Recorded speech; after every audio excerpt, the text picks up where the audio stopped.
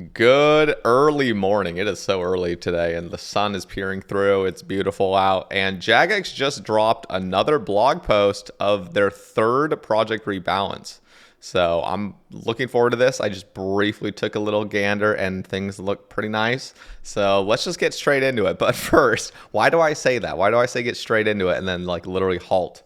Okay, but listen, so we don't have a monster review this time, but you guys were like, oh, well, sure, like, yeah, right, you don't, drink healthy stuff or eat healthy stuff. This is a really healthy shake right now, and this is my usual protein shake I have every single morning. I kid you not, every single morning I have this. It's a mixture of creatine, oat milk, unsweetened oat milk for that matter. You guys are like this fucking vegan, but and then we got a mixture of chia, flax, and hemp seeds that are ground up. And so they're thrown in there, 3 tablespoons, which is about, 150, 160-ish calories. And then a vegan protein blend, which is full. It just got all the amino acids you need, so it's perfectly suitable protein powder. And this shake rounds up to just about like 420-ish calories, which is... it's very delicious, and it's very nutritious, and it keeps my like hunger like at bay, basically. Like keeps me at a normal kind of level throughout like the afternoon, basically. Like just having this in the morning, because usually I'm not even that hungry in the morning, but I still will drink this simply because I know it'll kind of just like give me the nutrients I need without my body really telling me. And so that later in the day, I don't have insane cravings, because I used to really struggle with insane cravings. I would just like not eat whenever I wasn't hungry, and then I would just be like, holy shit, I want to order a pizza. Like I'm so hungry now all of a sudden. So this kind of sort of calms me down a little bit, and I really enjoy it. So there'll probably be some random seeds stuck in my teeth. So just warning if I start looking like I'm missing a tooth. But all right, let's get into this. Who's excited? Chop the what are you doing? You're just sitting there. Like, what the hell? All right, Project Rebalance item and combat adjustments. Our third Project Rebalance vlog focuses on item adjustments and other combat changes. Blog update. Wednesday, April 24th, which is today, this morning. We're back with another blog update for this segment of Project Rebalance. If you want to see what's changing, then scroll down a little further. But while we're here, we wanted to take a brief moment to say a few words. To be blunt, we know Project Rebalance has been a lot. We've had 3 different sections across 3 massive blogs, numerous blog updates, multiple betas. There's a bunch going on. As the weeks have gone on, we've seen a number of comments to the tune of, they're doing too much at once, or I wish they'd slow down. And while we appreciate where those are coming from, we also want to explain just why there's so much happening. Put simply, old school is a slow burn, both in-game and in the gaming industry, and in our lives, our personal lives. We've been around for over 11 years at this point. Jeez, has it really been 11 years? Oh my god. Which is even longer than the time from RuneScape 2's release and the 2007 backup that all of old school is built on top of. All that to say, we're not a competitive game. We're not looking to put out a balancing patch every week or 2 weeks that have you all at home wondering whether you'll wake up every Wednesday and have to change your loadouts for the 10th time this year. It's rare for us to rebalance stuff for exactly this reason, and it means that every time we do elect to make changes, we try to capture more at once so that there's one dose of readjusting and then things get left to settle. Of course, there might be the occasional kink to iron out or feedback tweaks to make as the dust clears and more players interact with the rebalanced landscape. But we feel it's preferable to changing a couple of things every week and winding up in a constant loop of minor tweaks. Given how scarce these kinds of updates are, we want to reiterate that we only look to make them when we feel they stand to benefit the game in a broad sense, both now and in the years to come. 2021's infamous toxic blowpipe nerf is an example of this. Since we feel range is by and large in a healthy place at the moment, but the old blowpipe with today's gear upgrades would be an absolute monster. Part of what that rebalance accomplished was ultimately paving the way for Masori armor, Dishonest quiver, and even the Venator ring. Meaningful upgrades for people to chase that offer range strength, or for people to chase that offer range strength, which would have been much harder to make healthy for range as a whole, with the affordable and reasonably obtainable toxic blowpipe dominating the meta. Jesus Christ. Similarly, it made room for the crystal armor and bow of Ferdinand, slotting in alongside other ranged weaponry to give players more options and allowed us to keep introducing meaningful upgrades without utterly trivializing older content. In this case, those benefits are things like improving the variety offered by various skilling methods, redistributing offensive stats to spread magic progression more widely, give players more options to tackle NPCs with elemental weaknesses, and open up new reward space for magic and range without just creeping upwards among other things. Excuse me. Throughout all of these changes, something that we've aimed to keep consistent is that even if you just carry on doing exactly what you're doing right now, you shouldn't be significantly worse off for it in the overwhelming majority of scenarios. Still want to use your Abyssal Whip at Gargoyles? Your task might take an extra couple minutes, but that's all good. That's all good, right? It's all good. You'd rather click Shooting Stars while you work from home and try Volcanic Mine? Sure thing. It's going to be just as good as it is right now, but that improved variety is waiting for you if you want to take a look. We're grateful for everybody who's taken the time to leave us feedback so far, whether in Ramble videos, or they're probably talking about No Monkey. YouTube comments, that's you guys. Drop a comment if you guys have been contributing to this discussion as the YouTube commenters. Fucking shout out you guys. Reddit posts and replies, Twitter comments. Everything helps us inform tweaks or adjustments. We're hoping this is the final update for this set of changes before getting to a stage where we can launch them and adjust as needed in case new feedback appears. Let's take a look at our last set of updates. So this is the third and the last set of updates. That was beautifully written, Jagex. Whoever wrote that was very beautiful. You guys are very transparent with all this stuff, and the language you guys use is very just pleasant, and it's like, okay, they understand us, right? Like, surely they understand us. This is not this is like coming straight from GPT-4 right now. Like, this is just great stuff. So, and it really helps like keep us. It keeps me. I don't know. What about you guys? I feel like I'm being wrapped in the arms of a company that cares. They care about profits, but they also care about us. So I like that. Voidwaker special attack. We're opting to shelve our proposed adjustments to the Voidwaker's special attack. Wow, shelved. That should be a new word that we use when like somebody sits, like when you tell somebody to sit, just be like, you got shelved, dude. You got fucking shelved. Across your feedback, it didn't really feel as though any of you were on board with this adjustment without a clear sense of exactly what it would enable down the line. When we reach the point of looking to release another spec DPS weapon, which could well be a long time away, we may revisit elements of this conversation and provide a clearer sense of exactly why we feel its current design is limiting for us. But we're not looking to make any changes to the Voidwaker for the time being. Cool. Yeah, I think that's like the point that No Monkey kind of hammered down, was just like, if we can do things in the future, but let's just wait until the future happens, basically, which I agree with. And I think this non-change is pretty good. I'm glad that it got shelved. Magic damage redistribution. Last week's update proposal was a step, pun intended, in the right direction for the most part, but one particular inclusion stood out above the rest: the Eternal Boots. The primary criticism levied against them was that bringing a boot switch isn't particularly commonplace in a lot of content, so requiring an extra switch to get back to the same damage numbers as before was off-putting for a number of endgame players. In particular, this feedback mostly related to the idea of bringing a 9-way switch, meaning 9 items worth of magic gear to switch to.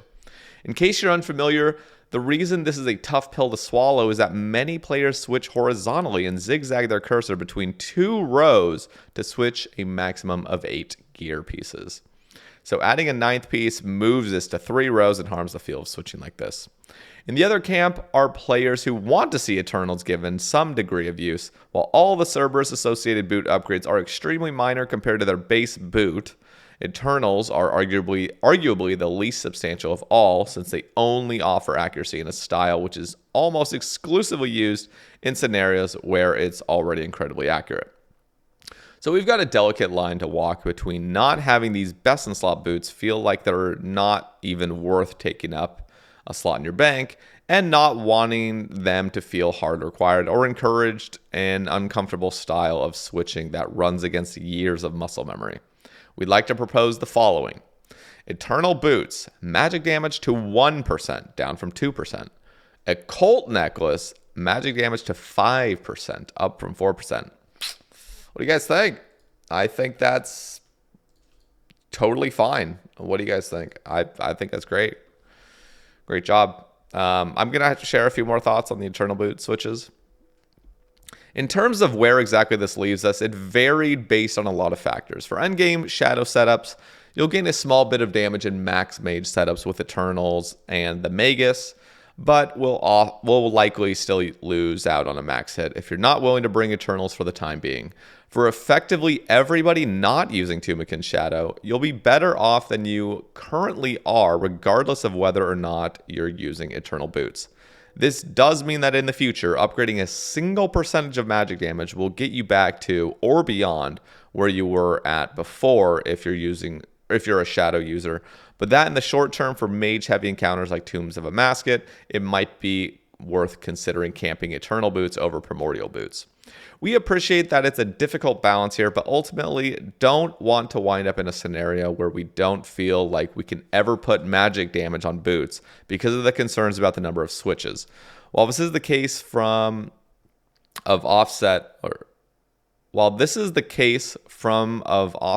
of our newest proposal, the addition of effectively any magic damage upgrade in any other slot will let you get back to camping Primordials without a care in the world.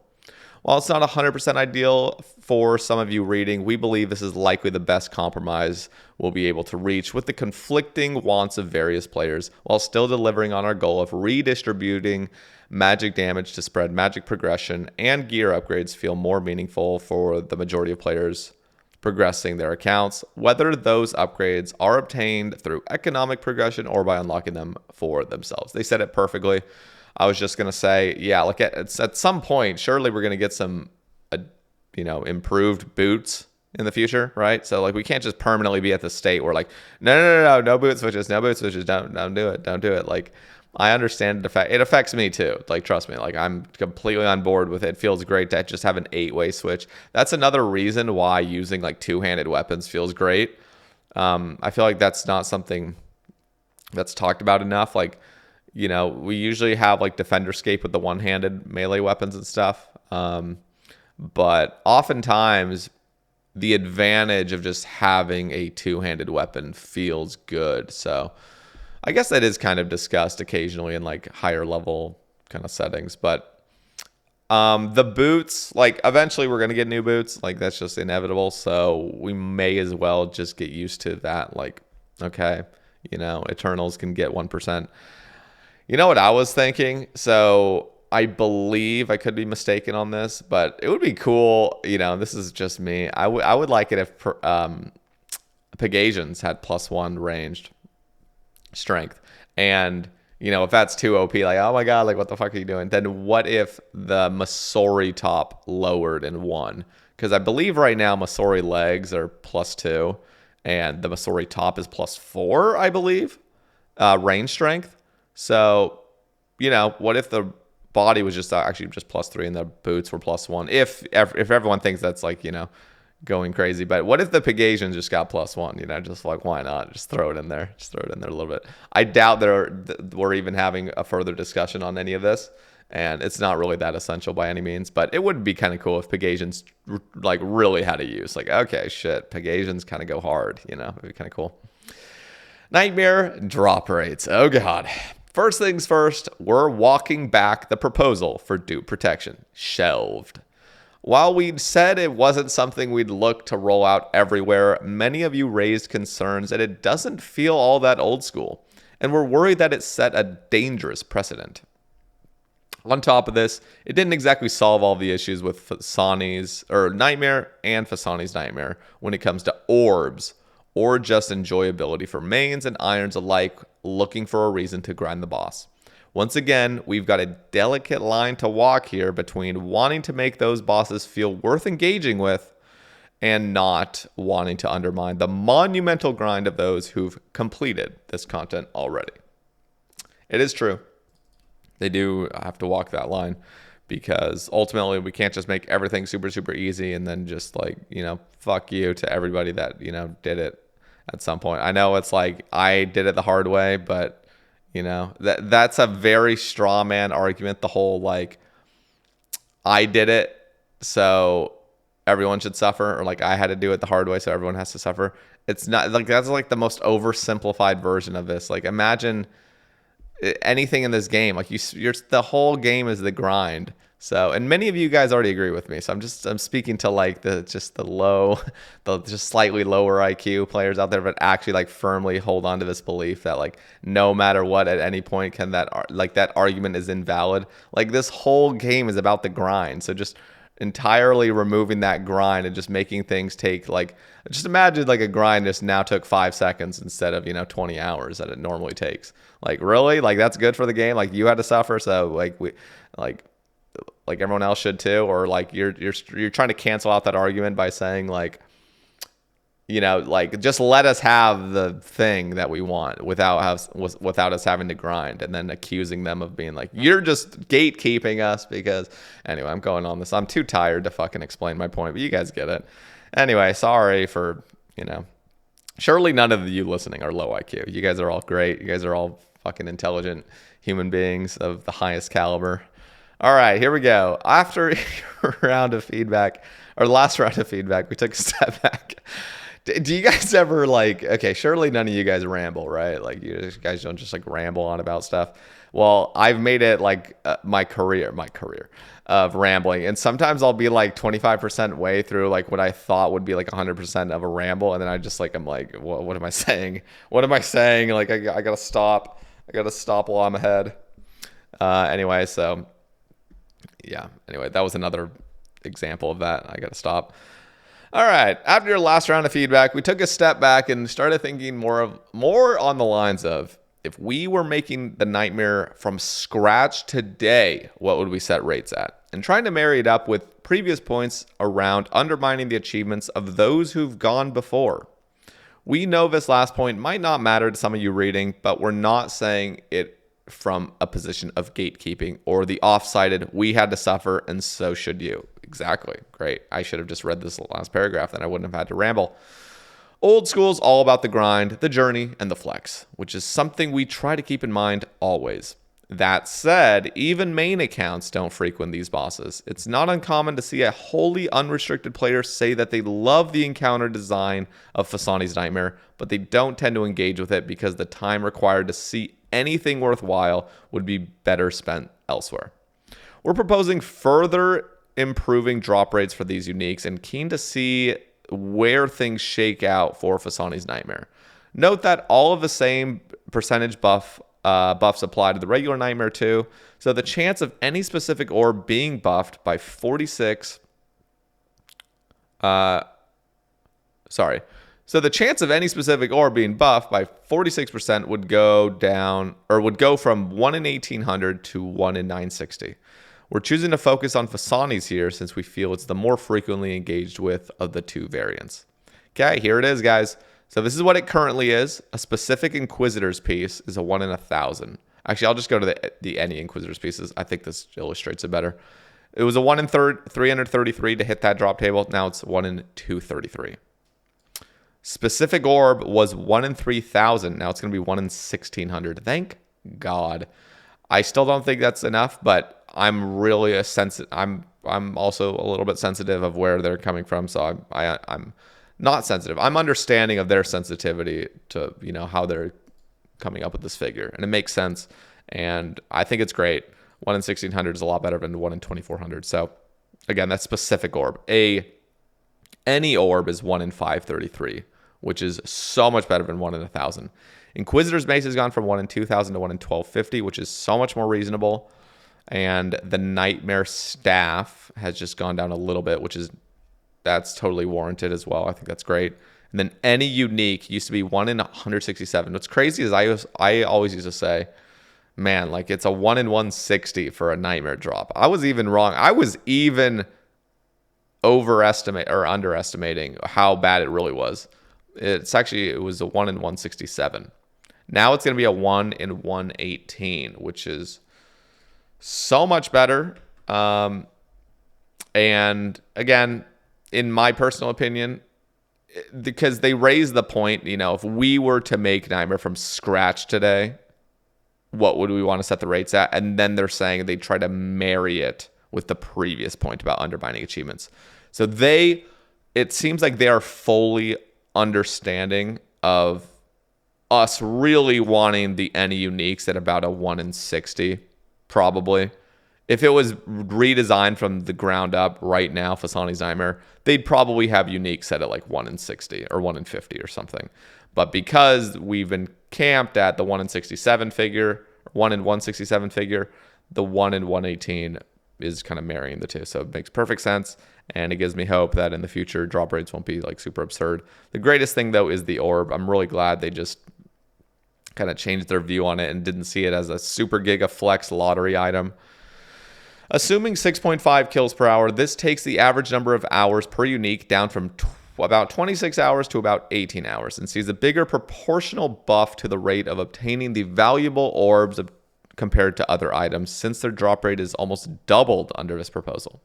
We feel these numbers are in a better spot than our previous proposal to toe that line between having some items in line with their power, particularly the Harmonized Orb, who stands to get better over time as elemental weaknesses come into play, while maintaining some of the flex status associated with these items for irons. Without overly undermining the time that some have spent grinding these out already. It's worth noting that we're not touching the pet or jar rates. So if you're competing against other collection loggers, then you'll still be rate limited by those 2 drops more so than any others. I do forget as well that the normal Nightmare does drop the jar at a more reasonable rate. So if you are a clogger that's just missing the jar, you're not forced to go for a 1 in 4,000 Fasanis. You could just mass up with some boys at normal. It's a really tricky balance, and we know that we're not likely to knock it out of the park for everybody at the same time. For the time being, if it incentivizes more of you to consider giving the Nightmare or Fasani's Nightmare a go, or perhaps put it higher up on your list. I'm losing it. For your next end game grind, then we think it's a step in the right direction and can always reevaluate further down the line. So you guys got it. You heard it here first. The most efficient way to play this game is to log out for the next decade and then log back in. By that point, we'll probably have Squeal of Fortune. So, just make a bunch of money in this next decade. Okay. That's all we've got for this update. We're in a position now where we feel we're achieving the majority of our core aims with Project Rebalance and feel comfortable with an upcoming launch to follow up with feedback, tweaks like any other update. We know that there are more things you'd like to see added in or touched upon, but for now, we want to focus in on what we've got and making any necessary tweaks rather than stretching ourselves too thin and coming back with a new blog each week where we just add 1 or 2 extra things. We're immensely appreciative for all of those who spent discussing everything we've shared, and we're excited, if not a little terrified, to see that discussion turned up to 11 once we get into the realm of post-release tweaks. Let us know what you think about today's updated blog in all of the usual places. So, last thing, one of the things I am slightly disappointed on, I'm not going to bring it up because I know a lot of you got butthurt of me having my fit, and that's totally fine, but the maximum hit, I really wish that had been, just changed from 1 to your max hit rather than 1, and then to your max hit. So that would have been nice. The other thing that would have been really nice is if they made it so full Inquisitors, every Inquisitor's piece gives 2.5% up to the full 3-part set of accuracy and damage to all crush weapons. But the only way that would have worked is if they get rid of the crush option to the scythe. That I felt like was a huge change that just sucks that it's not getting any attention here. I think part of it is because I was really the one kind of like talking about it, so it never really got like too much traction around the wider community. But I feel like most people would agree that would have been a good change. I know there's some high level like people that just don't want their arsenals being changed at all, which makes sense. But ultimately, what's going to be weird is having full Inquisitors and not getting that additional buff with lesser tier weapons. It's only the mace that's getting affected, which is just so odd. But anyway, Let me know what you guys think down in the comments. Thanks all for listening. As always, I appreciate it. If you guys want to support me, it will be greatly appreciated. So down in the description, guys, if you want to drop $2 a month and become a Says Basic, you guys can, or a Says Bay if you guys are like some oilers out there. And you guys can support me there through the YouTube membership links or the Patreon links. Both support me equally. And thank you guys for all listening, and I'll catch you in the next one. Also, I'm going to be talking to Mod Sarni later today, actually in like 2 hours. So that's going to be a great conversation. That'll probably be uploaded later tonight, so stay tuned for that. We'll probably talk a little bit about this potentially. We'll see. Anyway, guys, peace.